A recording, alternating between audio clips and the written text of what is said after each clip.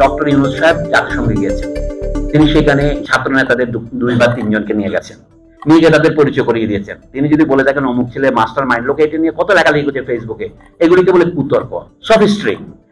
এটা তো প্রতীকী। তিনি বলে এই ছাত্ররা এই আন্দোলনের নেতৃত্ব দিয়েছে, এটা এদের মাথা থেকে এসেছে। কথাটা আক্ষরিক করতে সত্য হতে কোনো দরকার নেই। উনি তাদের কৃতিত্বটা প্রতীকী আকারে, তিনি তো এখান থেকে তার 158 জন সমন্বয়কে নিয়ে যাবেন না, এটাই। কিন্তু তুলনা করুন 1972-এর পর বাংলাদেশের রাষ্ট্রপতিরা যখন জাতিসংঘে গিয়েছিল তখন তারা মুক্তিযুদ্ধকে নিয়ে গিয়েছিল নাই। অর্থাৎ তারা যারা মুক্তিযুদ্ধে প্রাণ দিয়েছিলেন, বীরশ্রেষ্ঠ হয়েছিলেন, তাদের তো নিয়ে যেতে পারবেন না। যারা বেঁচে ছিলেন, বীর উত্তম ছিলেন, তাদের একজনকে তো নিয়ে যাননি, রাজনৈতিক নেতাদের তো নিয়ে যাননি। এই পার্থক্যটা লক্ষ্য করে। বিপ্লব তখনই বেহাত বিপ্লব হয়েছে যে জনগণের কর্তৃত্ব না। ইনফ্যাক্ট দেখা গেছে 1970-এর নির্বাচনে যারা জিতেছিলেন তারাই পরবর্তীকালে গণপরিষদ গঠন করেছেন। কিন্তু নিয়ম হচ্ছে যে নতুন গণপরিষদ হলে নতুন নির্বাচন দিতে হয়।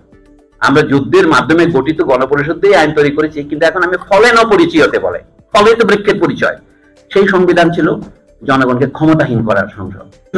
এমনকি তাজউদ্দিন আহমেদ যখন ফিরে এলেন কলকাতা থেকে, মুজিবনগর থেকে ফিরে এসে 22শে ডিসেম্বর যে ভাষণ দিলেন, আপনারা মহিদুল হাসানের মূলধারা 71 বইতে দেখেন, তিনি কিন্তু বলছিলেন রাষ্ট্রের মূলনীতি হবে 3টি: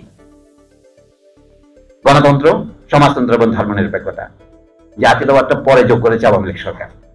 আমি বলবো কি তাজউদ্দিন সাহেব ওই 3টা কিন্তু আমাদের মূলনীতি থেকে সরে গিয়েছিলেন। আর রাষ্ট্রের মূলনীতি হবে 3টা: সাম্য, মানবিক মর্যাদা এবং সামাজিক সুবিচার। এটা ঘোষিত হয়েছিল 1971 সনের 10 এপ্রিল। এইটা হচ্ছে, এইটার নামে মুক্তিযুদ্ধ হয়েছে। আমরা গণতন্ত্র, ধর্মনিরপেক্ষতা এবং সমাজতন্ত্রের নামে মুক্তিযুদ্ধ করি জড়িত। এখন সকলের মধ্যে একটা শব্দ ব্যবহার করা হয়েছে গত সরকারের আমলে, উন্নয়ন উন্নয়ন উন্নয়ন।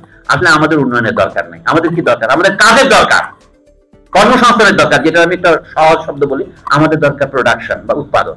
গত বছরের তুলনায় এই বছর, গত বছর $2000 ছিল, এবছর $2500। এই বলে শিশুর হাতে একটা চকোলেট ধরিয়ে দেওয়ার মতো। আমার দেখা উচিত গত বছর আমাদের ন্যূনতম মজুরি কি ছিল, এবছর কত হয়েছে।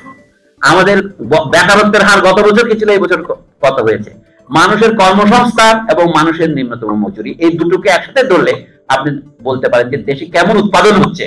উৎপাদন বলতে বোঝাচ্ছে কেমন ব্যবসায়িক কর্মকাণ্ড হচ্ছে, ইকোনমিক অ্যাক্টিভিটি হচ্ছে। এটাই তো আসল কথা। উৎপাদন তো একটা আপনার সহজ কথা, আমরা সকলেই বুঝি। উৎপাদন, বিতরণ, বন্টন সবই একই কথা, অর্থনৈতিক কর্মকাণ্ড। তা না বলে আপনাকে কিন্তু উন্নয়নের কথা বলছে। এটাও কিন্তু আমাদের অধিকারের লঙ্ঘন। আমার কাজ নাই, আমার ছেলে স্কুলে ভর্তি হতে চায়, আমি মেডিকেল স্কুলে ভর্তি হতে চাই, কিন্তু যথেষ্ট মেডিকেল কলেজ নাই। বিশ্ববিদ্যালয়ে ভর্তি হতে চাই, যথেষ্ট বিশ্ববিদ্যালয় নাই। এটা তো রাষ্ট্র তার চুক্তি লঙ্ঘন করছে, মানে রাষ্ট্রের ম্যানেজাররা জনগণের সাথে বেইমানি করছে।